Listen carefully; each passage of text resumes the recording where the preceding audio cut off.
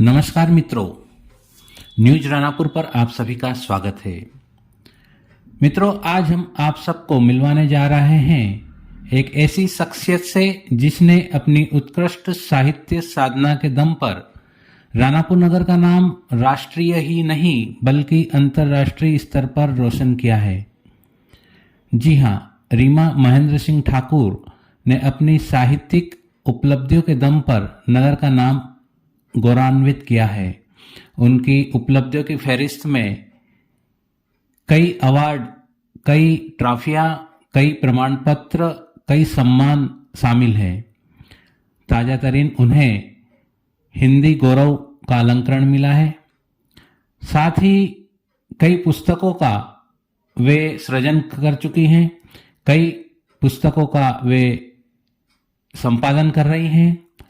अनेक अंतर्राष्ट्रीय राष्ट्रीय स्तर की ख्याति प्राप्त साहित्यिक पत्र पत्रिकाओं में उनके लेख, कविताएं प्रकाशित हो चुकी हैं। यह क्रम निरंतर जारी है। हमारी साथी विनीता नाहर ने उनसे उनकी इस साहित्यिक यात्रा एवं उपलब्धियों के बारे में सिलसिलेवार चर्चा की। देखिए हमारी खास रिपोर्ट। नमस्कार रीमा जी, न्यूज रानापुर पर आपका स्वागत है।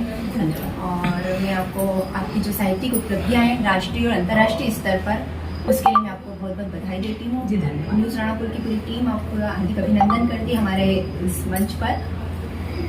मैं जानना चाहूँगी कि आपने जो साहित्यिक गतिविधियाँ आपकी जो चालू हुई है वो कहाँ से और कब से प्रारंभ हुई है? जी जरूर। मैं खुद भी बताना चाहूँगी कि जब मैं शायद मेरी उम्र बहुत ही छोटी थी तो मैंने फर्स्ट बार लिखा था, तो माता पिता की वजह से उन्होंने काफ़ी तारीफ की थी, तो अंदर एक इच्छा थी और शायद एक गॉड गिफ्ट है मेरे लिए।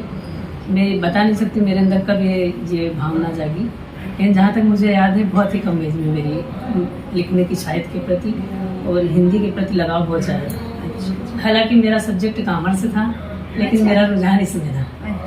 मैंने पढ़ाई तो साहित्य से नहीं की है, बाद में मैंने इसमें डिप्लोमा लिया था। लेकिन आज की स्थिति में मैं यही सोच रही हूँ कि हिंदी जो कि पीछे जा रही है इसको आगे बढ़ावा देना मेरा बहुत अच्छी उद्देश्य यही है। और आने वाले समय में, अभी कोरोना काल में मैंने इस चीज़ में ज़्यादा ध्यान दिया जब हम थोड़ा फ्री हो गए। अच्छा जी, और ये मेरी रानापुर कर्मस्थली है। हाँ। तो मेरा सौभाग्य कि मैं यहाँ पे हूँ और आप लोग हमारा भी सौभाग्य है कि आप जैसी हस्ती हमारे रानापुर में है और आपके जैसे प्रतिभा संपन्न लोग, और जब आपका इंटरव्यू जाएगा पब्लिकली तो उनको भी प्रोत्साहन मिलेगा। जी जी। आपकी रचनाओं के बारे में आप कुछ बताइए कि आपकी कौन सी रचना मतलब जो ज्यादा पसंद की गई? जी जी।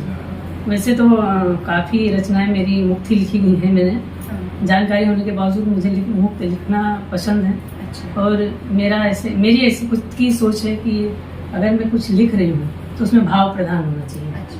उसमें कोई बंधन कौन नहीं सी होना चाहिए। भावनाएं आपको ज्यादा मतलब प्रोत्साहित करती है अंदर से, जो आपको प्रेरणा देती है कि मैं इसके बारे में लिखूं ऐसा?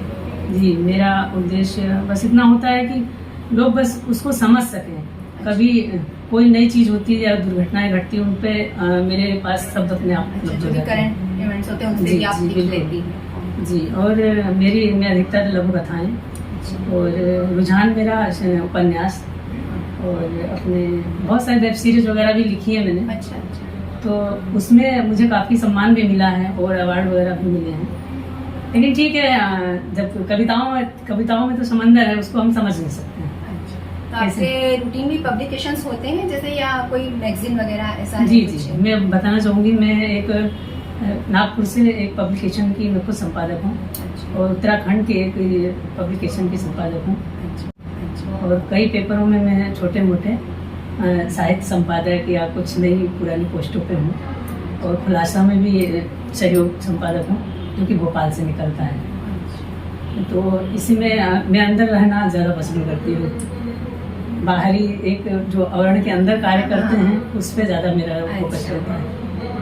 बादलों के पीछे छुपा हुआ चांद है आप जी जैसा। जी, यही सोच लीजिए, बस ठंडी किरणों से सब लोग उस पर देख सकें और समझ सकें। अच्छा, एक बात ये पूछना चाह रही थी मैं आपसे, हमारे दर्शक भी जानना चाहेंगे कि वर्तमान में अभी जो सोशल मीडिया का एक दौर चल रहा है, हर किसी के हाथ में मोबाइल और सब कुछ उसी पे लोग पढ़ना पसंद करते हैं। ऐसे में आपका किताबों की तरफ जो भी साहित्यिक आपकी रुचि बढ़ी है और इसमें आपने अपना जो फोकस बनाए रखा है, कंसंट्रेशन से जो आपका लिखने के प्रति, वो कैसे आपको अंदर से प्रेरणा देता है और उसमें परिवार का भी आपको क्या सहयोग मिलता है, ये भी हम जानना चाहेंगे। देखिए, मेरा मानना है कि ये स्वर्णिम युग है कहीं ना कहीं, अच्छा। क्योंकि आज से कोरोना काल बहुत अच्छा समय साहित्य के लिए लेके आया। काफी लोग भूल चुके थे हाँ। लिखना, हाँ। तो ऑनलाइन कहीं ना कहीं बहुत सही है, सटीक है। जो लोग पढ़ नहीं सकते हैं, बाहर जा नहीं सकते, उनके लिए तो उपलब्धि के लिए बहुत अच्छा कारण बन सकता है।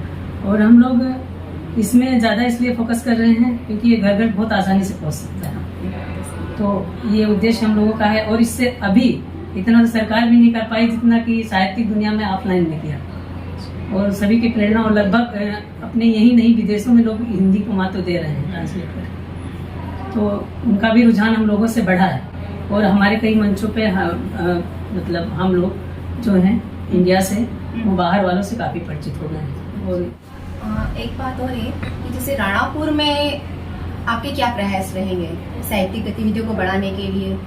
आप विदेशों में अंतर्राष्ट्रीय स्तर पर इतनी ख्याति प्राप्त है, तो आप अपने गांव के लिए आपकी क्या सोच रखती हो, उसके लिए आप क्या कर सकती हैं? जी जी, मेरा ऐसा मानना है कि हम लोग अगर सरकारी का अकादमी द्वारा ज़्यादा जानकारी किसी को भी नहीं है बहुल ग्रामीण क्षेत्रों में, तो हम लोगों का उद्देश्य होना चाहिए कि हम जितने साहित्यकार हैं मिल के अगर हम आपस में कुछ सहयोग करें, थोड़ा बहुत भी सहयोग करते हैं साहित्यकार, वैसे करते हैं एक दूसरे का, तो उनके जरिए हम अगर एक टीम बनाते हैं तो बहुत उच्चतम स्तर पे यहाँ पे हिंदी हम लोग प्रोवाइड कर सकते हैं, और काफ़ी अच्छी पहचान है ऊपर लेवल में, तो उन लोगों के जरिए भी हम बड़े कार्यक्रम करवा सकते हैं जिससे लोगों का रुझान बढ़ सके। हमारी शुभकामनाएं कि आप ऐसा करें।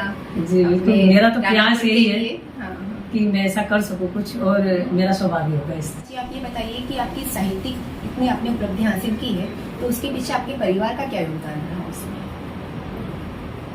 मेरे से पूछे तो मेरे परिवार का योगदान तो बहुत महत्वपूर्ण रहा है, क्योंकि उसके बिना हम आगे बढ़ भी नहीं सकते हैं।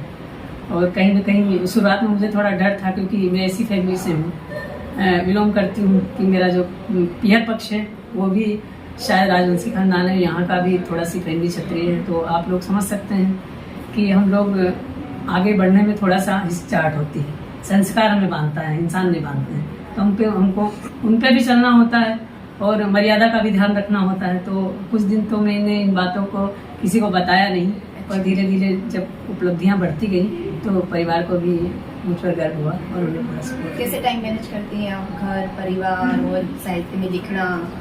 हो जाता है, वो हम कोशिश करते हैं, अगर हमारे अंदर जुनून हो तो सब चीज़ें कर सकते हैं। और आप अपनी उपलब्धियों के बारे में बताइए कि आपने कितने राष्ट्रीय अंतर्राष्ट्रीय अवार्ड्स पाए हैं? जी जी, मेरा पहले तो वर्ल्ड रिकॉर्ड में नाम आया कुवैत से, फिर एक चौपाई मैंने लिखी थी आश्रम के ऊपर, उसमें भी आया है मेरा नाम वर्ल्ड रिकॉर्ड में। वो बहुत लंबी स्टोरी है, संक्षिप्त से बता नहीं सकते, कभी समय मिला जरूर बताना चाहूँगी। और ऐसे राष्ट्रीय सम्मान तो कई मिल चुके हैं, अमृत महोत्सव में, और अभी हैप्पीनेस क्लब में मुझे उपाध्यक्ष के लिए 25 तारीख को निमंत्रित की गई हूँ। और कल मेरा मिश्रा जी के साथ, कलेक्टर के साथ भी बैठक हुई थी, पर मैं जा नहीं पाई थी, तो उसके लिए मैंने उनको मना कर दिया था। पर आने वाले टाइम में, भविष्य में मैं यही सोचूंगी कि अच्छे लोगों के बीच में बैठूं और अपने राणापुर का नाम बिल्कुल रोशन करूं, ताकि लोगों को मुझमें नाज सके और घर में बैठी हुई बहन बेटियां भी आगे बढ़ सकें इन चीज़ों में, घर में रह के। बहुत अच्छी सोच। कुछ लोग सोचते हैं कि मुझे उपलब्धि नहीं मिल रही, मेरे ऊपर पाबंदियां हैं, पर ऐसा कुछ नहीं होता है। हम अगर चाहें तो कुछ कर सकते हैं अंदर लेके, रास्ते बहुत सारे, जुनून है तो आप कर सकते हैं। टैलेंट है तो आप बाहर आएगा ही होगा। जी, आपका बहुत बहुत धन्यवाद, मुझे आपसे मिलकर बहुत खुशी हुई। अगर आपने अभी तक हमारे चैनल न्यूज राणापुर को सब्सक्राइब नहीं किया है तो आज ही करें, और बेल आइकॉन भी दबा दें ताकि राणापुर की ताज़ा तरीन खबरें आपको तुरंत मिलती रहे।